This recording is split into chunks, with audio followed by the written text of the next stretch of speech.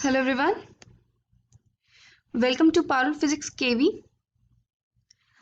आज के इस वीडियो में हम रिलेटिव वेलोसिटी के बारे में पढ़ेंगे। As the name suggest, relative means किसी के रिस्पेक्ट में।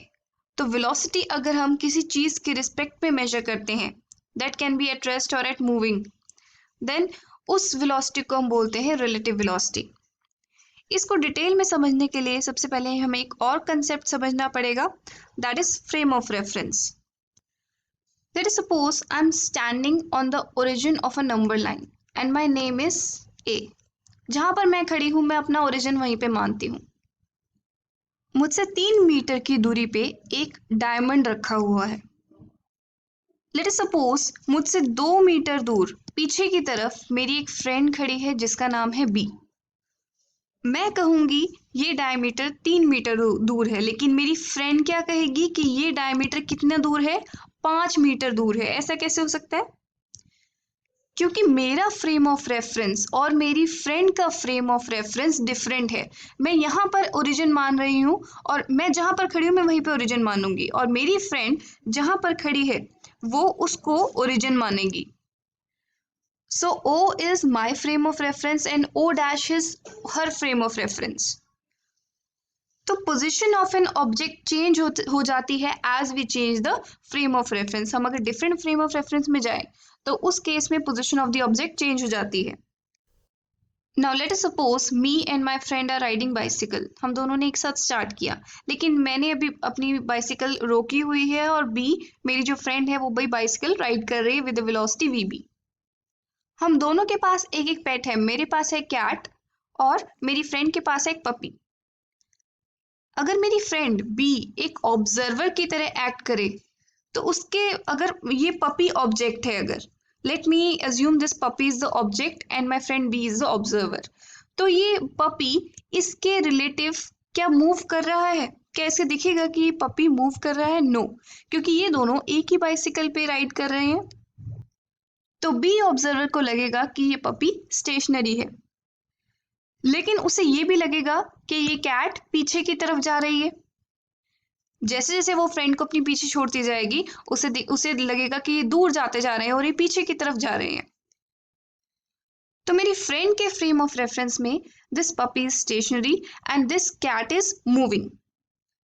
लेकिन अगर मैं ऑब्जर्वर बन जाऊं तो इस केस में मुझे क्या लगेगा कि पपी आगे जा रहा है, लेकिन मेरी कैट स्टेशनरी है। Why? Because me and my cat are on the same cycle.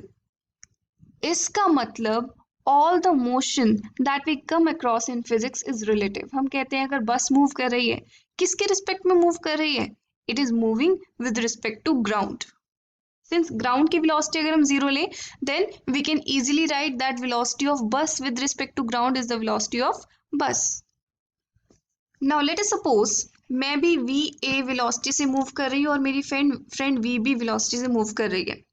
मुझे बताना है what is the velocity, relative velocity of B with respect to A, कि मेरी फ्रेंड की वेलोसिटी मुझसे रिलेटिव कितनी है।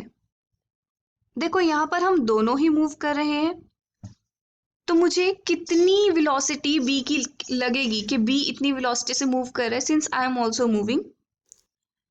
We'll then talk about relative velocity. Relative velocity of an object B with respect to another object A is the velocity that object B would appear to have to an observer situated on object A moving along with it.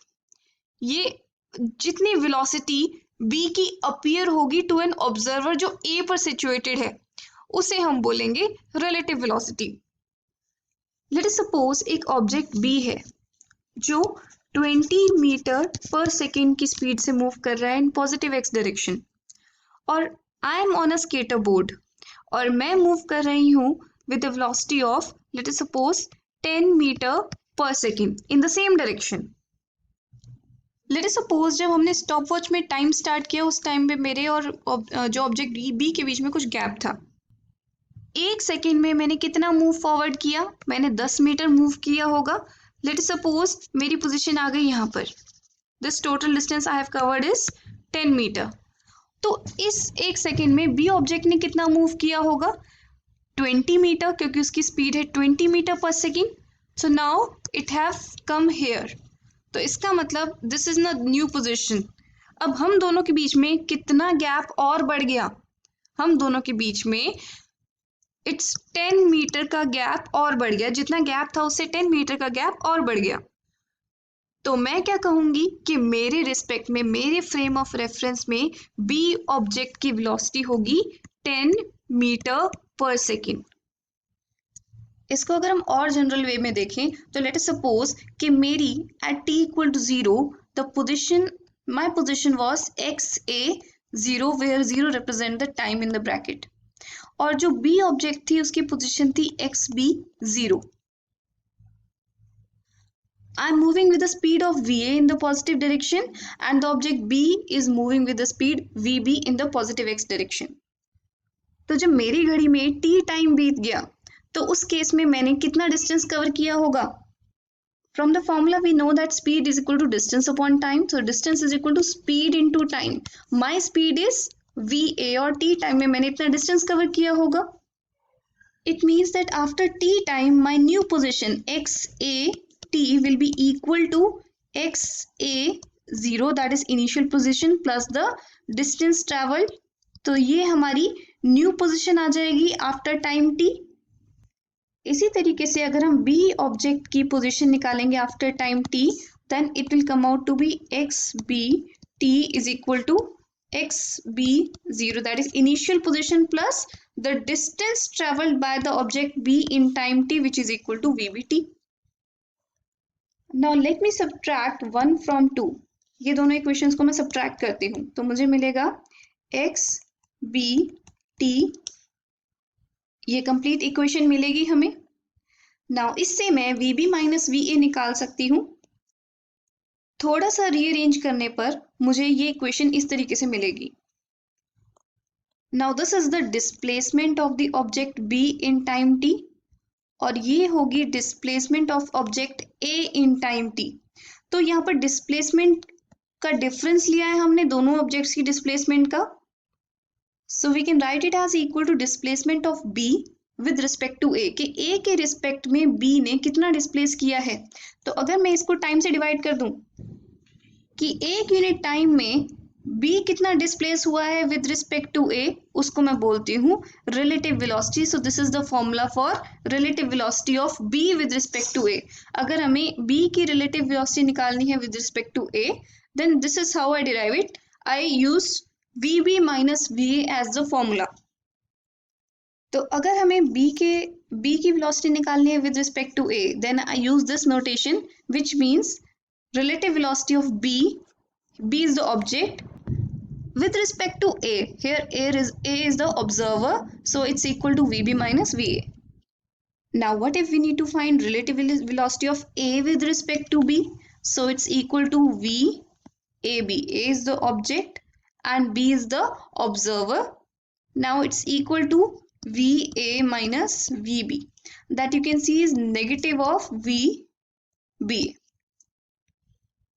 Now there is one point कि ये formula तब आता है जब हमारे दोनों objects एक ही direction में मूव कर रहे हैं.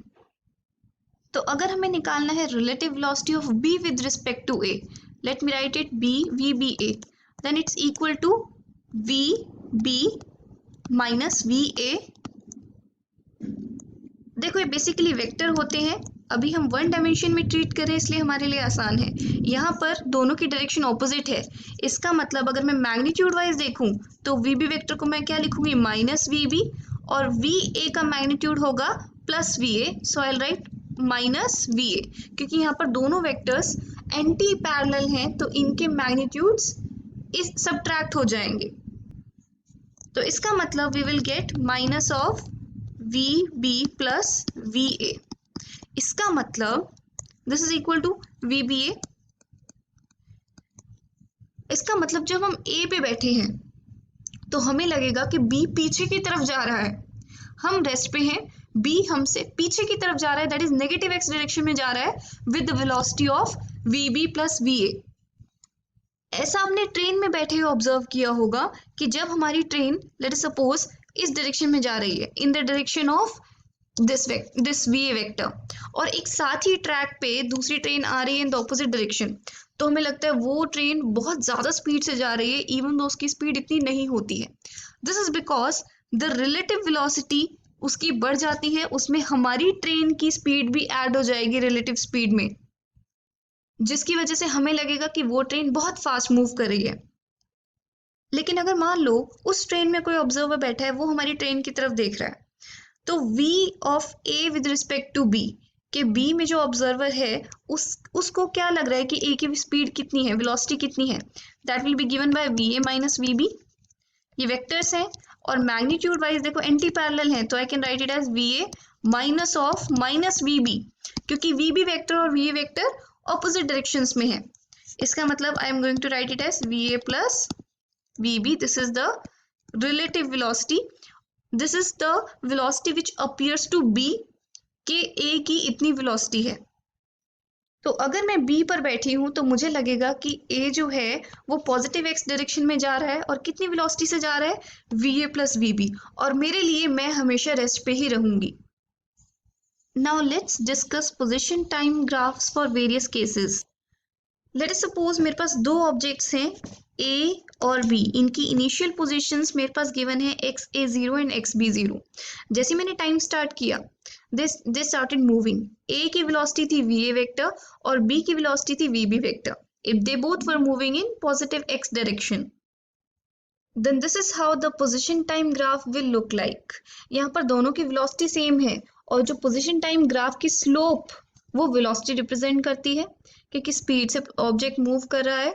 इसका मतलब ये दोनों लाइंस पैरेलल होंगी, क्योंकि दो पैरेलल लाइंस की स्लोप सेम होती है, और slope represents velocity of that object.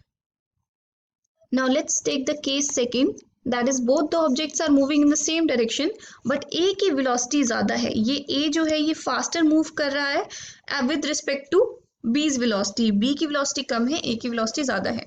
तो उस केस में हमारा पोजीशन टाइम ग्राफ इस तरीके से दिखेगा, क्योंकि ए पीछे से आ रहा है लेकिन उसकी स्पीड ज्यादा है, तो एक टाइम ऐसा आएगा जिसमें उसकी जो वो बी को ओवरटेक करेगा। दिस इज द पॉइंट जहां पर वो ओवरटेक करेगा, और ये वो टाइम होगा जिसपे उन दोनों की पोजीशन एग्जैक्टली सेम होगी, दोनों साइड बाय साइड होंगे। और इस ग्राफ से हम ये भी देख सकते हैं कि जो स्लोप है ए की वो स्लोप ऑफ बी से ज्यादा है, इट मीन्स ए की वेलोसिटी बी से ज्यादा है, since slope represents velocity. Let's take the third case, जिसमें दो ऑब्जेक्ट सेम डायरेक्शन में मूव कर रहे हैं, लेकिन इस बार बी की वेलोसिटी, बी ऑब्जेक्ट की वेलोसिटी ज्यादा है as compare to velocity of A. तो जब वी ज्यादा है तो slope of B will be greater, then this is how the position time graph will look like. इन दोनों के बीच में डिफरेंस बढ़ता ही जाएगा विद रिस्पेक्ट टू टाइम, क्योंकि बी की वेलोसिटी ज्यादा है, और वो कभी भी मीट नहीं करेंगे क्योंकि ए कभी बी को ओवरटेक ही नहीं कर पाएगा। Now let's take the fourth case when the directions are opposite. तो इसमें आप देख सकते हैं कि जो एक्स बी विद टाइम है वो धीरे धीरे कम होता जाएगा, क्योंकि ये नेगेटिव डायरेक्शन में जा रहा है, लेकिन एक्स ए विद टाइम बढ़ता जा रहा है क्योंकि ये पॉजिटिव एक्स डायरेक्शन में जा रहा है। तो एक्स बी का ग्राफ नीचे की तरफ जाएगा और एक्स ए का ग्राफ ऊपर की तरफ जाएगा। यहाँ पर आप देख सकते हैं कि जो स्लोप ऑफ ए है वो पॉजिटिव है, और स्लोप ऑफ बी क्या है, दैट इज नेगेटिव। इसका मतलब ये वेलोसिटी, बी की वेलोसिटी नेगेटिव है, इसका मतलब वो नेगेटिव एक्स डायरेक्शन में जा रहा है, और ए की वेलोसिटी पॉजिटिव है, इसका मतलब वो पॉजिटिव एक्स डायरेक्शन में जा रहा है। और डेफिनेटली एक पॉइंट ऑफ टाइम ऐसा आएगा जहां पर दोनों मीट करेंगे।